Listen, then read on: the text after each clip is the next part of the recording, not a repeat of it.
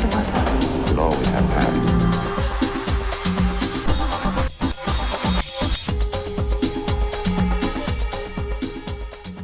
Патуваме од место со Искра Гешовска, уметник. Од Ориент Експрес на некоја нејзина дестинација, на некој нејзино патување, каде што ќе ни донесе некој од нејзините убави искуства, а ќе се почестиме со една убава Ориент Експрес порција и добро ладено македонско вино. Останете, ќе видиме каде ќе патуваме.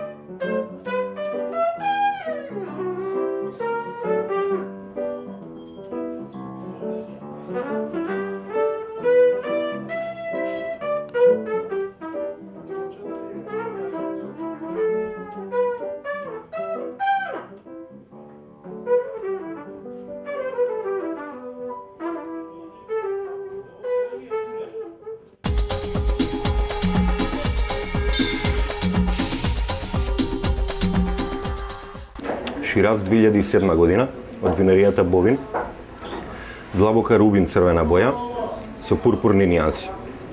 Интензивно мирисно вино со суви сливи, маслинки и зелен бибер во ароматниот дел. Вкусот многу добро го прати мирисот, со високи екстракти, полно тело и долг и раскошен зачински послевкус, кој го отсликува богатиот тероар. На овој карактеристичен примерок може да му парираат единствено црвени меса, приготвени со ароматни зачини и сосеви од црвено зрнесто овошје.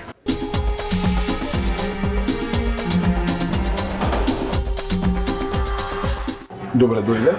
Добре најдов. И Хвала на поканата. Уживање. да се договориме веднаш на почетокот дека тема немаме. За мене тоа е најдобар концепт. А си го започнавме разговорот со доблестите. Имаш ли дефиниција за собствената доблест? Немам дефиниција за собствената доблест затоа што значи овој одговор не е прашање на скромност, не верувам ни во такви работи многу, туку едноставно се уште трагам по тоа. И мислам дека тешко дека ќе успеам да го артикулирам она што ке себе го доживувам како доблест. Повеќе оставам нели во релациите со оние малку драги луѓе, но важни многу луѓе, да се артикулира самото и повеќе тие да го артикулират и да го чувствуваат, не мора ни да го изустат. А за маните имам. Мани имаат сите, ама нели доблесно е да ги премолчиме, нека ги откриете оние кои се навистина заинтересирани. Така е, затоа што само така може да го сакаме други, со маните. Апсолутно. За виното си презборевме, љубител си на вино. Да. Знаеш и сама да се напиеш чашка вино. Го препорачуваме ова што денеска ќе го пиеме и ова што денеска ќе го дегустираме, нели? Да си патуваме од место. Тоа е нашата девиза. Ги прашуваме гостите, љубопитни сме едноставно, бидејќи немаме тема, љубопитството ни оди дотаму до вашите искуства, до твоето конкретно некакво убаво искуство од разни меридијани, простори, луѓе, анегдоти, што сакаш да ги поделиш со нас на било која тема. Да, патувањето е, не знам, можеби најпотребната активност, не само физичка, туку пред се духовна, ментална, интелектуална, естетска. За мене бар. Знам јас често да патувам и во место, но не сакам да бидам лицемерна. Да. Не сакам да бидам сепак лицемерна и ќе кажам дека имам потреба од придвижување. Има еден многу интересен француски теоретичар Жан Бодриар, вели дека патувањето е најголемата амнезија. А мене ми се чини дека ние многу често сакаме да доживееме бар миговна амнезија. Од една страна тоа е амнезија, од друга страна пак е соочување. Значи со другоста, повторно, со различното, со различниот културен идентитет пред се. Оти не верувам во национални идентитети многу, сега тоа го кажувам. Со различниот културен идентитет кој што ги открива оние аспекти кои што во нас, кои што можеби не се додизајнирани, не се доотворени. Но... Да. Дали некојаш ќе се додизајнираат и дооформат? Имаме ли потреба за да ја видиме завршницата на нашето додизајнирување? Јас, например, немам потреба таква, но дали самото патување не е само по себе пат на оно што сакаме да го откриеме? Точно, самото придвижување, самото патување, мислам, самото, значи, не толку, можеби понекогаш од дењето од точка, односно пристигнувањето од точка А во точка Б, туку самото движење, и затоа имам проблем со авионите, например, бидејќи тие ме пренесуваат, јас немам чувство дека сум отпатувала, јас би се вратила на Кочија, например, или нешто такво. Многу што подолго да се случува така. Па не, да, немам чувство на трансфер. Ама не верувам дека ние ќе се додизајнираме, ниту пак треба тоа да го направиме, но аспекти на нашиот фрагменти, не, да, од нас може да добијат некаков друг оцјај од местото кај што сме били.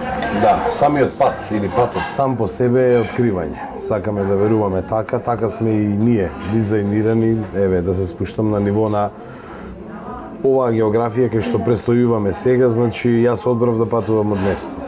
Затоа и Ориент Експрес, затоа и сите приказни, затоа и сите гости кои умеат нешто, кои ќе ги замолиме да ни го пренесат нивното искуство, да го споделиме и од нашата простодушна љубопитност да патуваме заедно со некоја твоја меморија, со некое твое искуство. Го спомна Берлин. Да. Зошто токму Берлин? Па, од повеќе причини. Но клучната причина е чувството на слобода. Морам да кажам дека пред да отидам прв пат во Берлин, имав огромна предрасуда и дури имав отпор.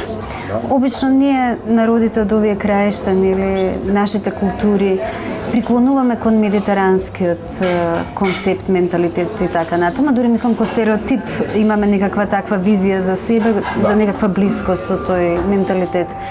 И јас морам да признам дека од секојаш ме привлекувале северните предели. скандинавските земји. Не знам, може би тоа има врска со мојата младешка фасцинација од романтизмот, од Бајрон, од Гете, кој што патен исто патувал од место, 30 години не мрднал од Вајмар, па напишал, не знам, целиот свет на дланка ни го ставил, а не мрднал никаде.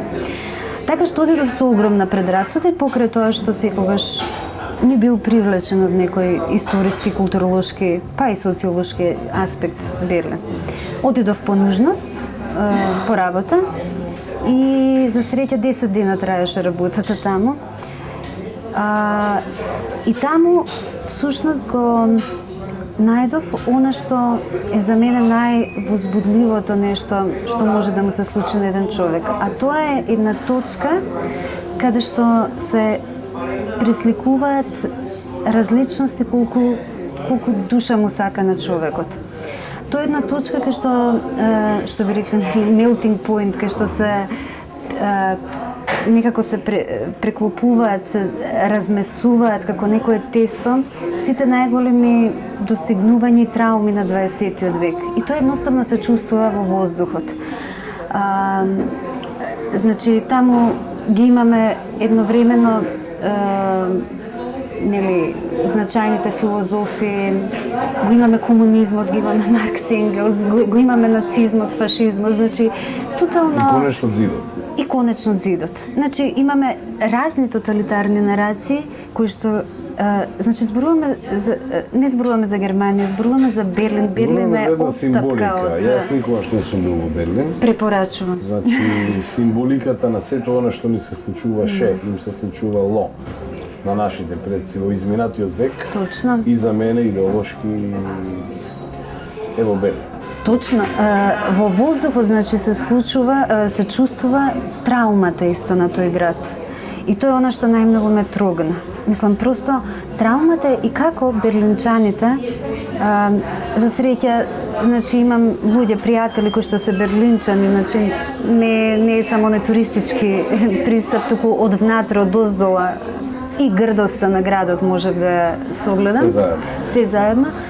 Значи, се чувствува едноставно како тие луѓе живеат со својата травма, травмата на своите предци, грешката на своите предци, што би рекли античките грци, таа колективна вина, и едновремено како тоа го артикулираат и го претворат во...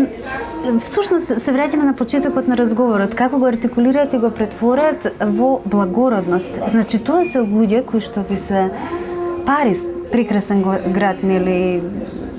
Јас навистина до тогаш мислев дека Париз е мојот град, но она насмевка и топлина од ладниот германец никогаш нема да ја добиете од топлиот полумедитерански парижанец, например. Го сакаат ли берлинчани својот град? Предпоставувам. Јас мислам дека го сакаат, но субверзивно го сакаат. Во смисла, значи, тие што обстојале после оној зид таму, што му обстојале да го сочуваат духот на слободата, на чувството на слобода и на... Тоа е вистински мултикултурен град, мислам, тоа е... Да. Значи, мора да го сакаат, мислам, го сакаат. Знаете како, мислам дека има кај нив една доблест што, не знам, треба човештвото да учи од нив на некој начин. Зборам конкретно за берлинчани, може би германците. Тие не се плашат да се соочат со нивните грешки. И да го истрпат она што... Тоа е доблеста од почетокот на овој разговор. Да се спуштиме на ниво на нивните задоволства. Сигурен сум дека го сакаат нивниот град и сигурен сум дека се горди затоа што постојат и ден денеска после сите оние идеолошки и реални зидови што им се случија. Значи, јас би го сакал тој град. Сакам да верувам дека е тоа така во Берлин и спомна дека имаш многу пријатели во Берлин. Да. Има ли Берлин ноќен живот? Берлин има... Се случува ли нешто што ние го немаме и би требало да го видиме? Берлин има чудесен ноќен живот. Значи, еве, ајде повторно компаративно со Париз, кој што нели очекуваме да биде градот на ноќниот живот. И во некоја смисла, но ова е недостижно. Значи, повторно ќе речам, северниот студент германец знае, ама тоа е со векови потврдено наназад, и ќе кажам што мислам, на што конкретно мислам. Знае, значи, освен да мисли, логички да расудува, да биде прецизен, да работи, знае неверојатно да ужива. И тоа веројатно затоа одат едно со друго да тие две работи. Тие многу добро знаат да работат и да ги промислуваат нештата, но многу добро знаат и да се опуштат. Ноќниот живот во Берлин живее 24 сати. И таму човек се чувствува најбезбедно на свет. Во другите како да пробуваат да го стигнат, да ја стигнат онаа стисната пауза некаде далечните 40 години. И 20 периодот всушност помеѓу двете светски војни. Периодот, да речеме, на експресионизам и декаденција во Берлин, периодот на кабаре културата, која што е, мислам, иманентна, некако суштинска за Берлин. Нели, дури Брехт на некој начин ја практикува кабаре културата во своите драми. Тој користи пења, а сепак значи во таа забава на кабаре културата има критика општествена. Значи тие го користат просто секој момент и во уживањето да имаат некаква, како се вика, точка на забележување поинако. Многу би сакал да разговарам со тебе на темата кабаре. Кабаре во Скопје не постои, ама согласно на ова твое искуство, значи ти закажувам една следна емисија исклучиво на тема кабаре. Со задоволство, тоа е мојата омилена тема. Штом така, ќе поразговараме и на таа тема. Сакам да прашам за едно така секојдневно искуство од Берлин, да се доведеме на ниво на секојдневие. Едно посебно искуство во доменот на храна, во доменот на вино. Значи, нешто што би потенцирало, што ти оставило посебен впечаток. Значи, она што мене посад повеќе работи, но сега ќе се обидам да се фокусирам на една до две. Начинот на кој што берлинчани после работното време се обидуваат, бидејќи јас бев во лето, не знам како изгледа тоа во зима. Значи сум била неколку пати, но секогаш во тој период летниот, како се обидуваат да ги уловат последните зраци, на тој начин што одат на нивната река на која што има сплавови и има, тоа е буквално замрзната слика од помеѓу 20-тите, 30-тите, 40-тите години, ми се чини. Дури во нивниот манир има една замрзната слика, значи тие лежат на така наречените плажи и сплавови, мислам малку смешно звучи дека плажа, но тие плажи си ги викаат, да. И јадат прекрасни мали едноставни нешта со исклучителен вкус, од типот компири на 1000 начини. Јас најсреќна ќе бидам цел живот компири да јадам. Така што тоа е и рајот, мојот рај. Инаку сум гурман, сакам да готвам многу, но префинетоста, рафинираноста во подготвувањето на компирот со најекзотични риби, со најекзотични сирења, со најекзотични, значи позајмени нешто од другите култури и ти инсистираат што е, за разлика нели од траумата што наци психологијата им ја наметнало дека треба да бидат чисти, сега тие одат сосема кон едно отварање, односно одат кон она што го имале, предпоставувам, предходно, пред појавата на... Сепак е тоа центарот на Европа, сепак е место кај што се спојуваат културите. Би го очекувал тоа од Берлин, искрено никој досега во мојот живот не ми го доближил Берлин толку пластично за овие 20 на минути. Прво ти благодарам за искуството. Многу сум пријатно изненаден од умешноста твоја да го доловиш Берлин како таков во едни европски рамки, и би се префрлил вака на една паралела скроз на оваа страна, на оваа наша балканска повардарска страна. Колку го сакаш Скопје? Колку Скопје има иднина? Јас Скопје го сакам и затоа сум во него. Зошто го сакам? Не заради неговиот посебен шмек, заради нешто кој знае што, туку заради тоа што едноставно тука ме врзуваат оние малкумина луѓе. Значи повеќе на некој интимно, лично, релационо рамниште го сакам. Скопје дали има иднина?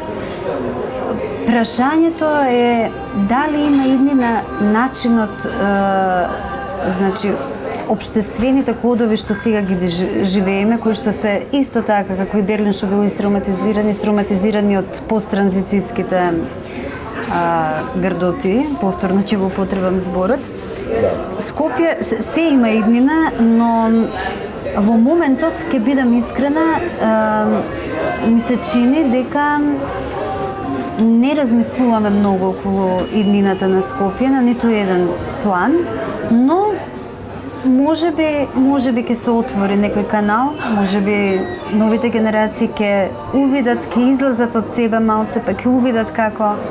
Значи Скопје не треба да биде, не треба никој да ги копира, ниту Берлин, ниту Париз, ниту Рим, ниту Лондон. Едноставно да се врати некој Искуството кое ти ни го пренесе од Берлин, у претходните емисии од Париз, добив еден прекрасен подарок пред неколку емисии од еден гостин кој вака на многу сличен начин ми го пренесе Белград кој го знам толку години, но никогаш преку очите на мојот гостин. Едноставно, скромно благодарам за директниот пренос од Берлин и добре дојде во Скопје. Јас го сакам Скопје. Верувам во Скопје и верувам дека има иднина, затоа сме и тука, затоа и се трудиме и го градиме, затоа и патуваме од место. Затоа и сето ова, да на нас самите си докажеме дека вреди да се трудиме за овој град и вреди да ги донесеме сите искуства овдека и да направиме од Скопје подобро место за живење. Наше место, за нашите и за идните генерации. Во меѓувреме, додека чекаме на станицата на Ориент Експрес во Дебар Мало, да се напиеме уште малку винце, и патувањето е долго. Да. На здравје. На здравје. И јас би сакала само да заблагодарам на поканата и јас морам да кажам дека никогаш не сум се чувствувала подобро и поинспирирано. Никој од моите пријатели не ме распрашал вака суштински нешта за Берлин, а за крај мислам дека е фино да се каже апропо иднината. Сега ми текна кога ти зборуваше, Брехт тоа го кажува, кога сме се уште кај Берлин, вели не треба да се плашиме од смртта, туку треба да се плашиме од тоа дали ќе го најдеме вистинскиот начин на кој што ќе живееме. А тоа го преземаат и фантастичните архитекти од Баухаус, кои што се присутни во Берлин, така што... Додека чекаме да ни се каже таа слика, додека чекаме да ни се појави и да ја усвоиме и да ја присвоиме таа слика, ние постоиме тука за да тоа го дочекаме на еден убав начин, со едно убаво јадење и со едно убаво вино. Па нека трае колку што сака.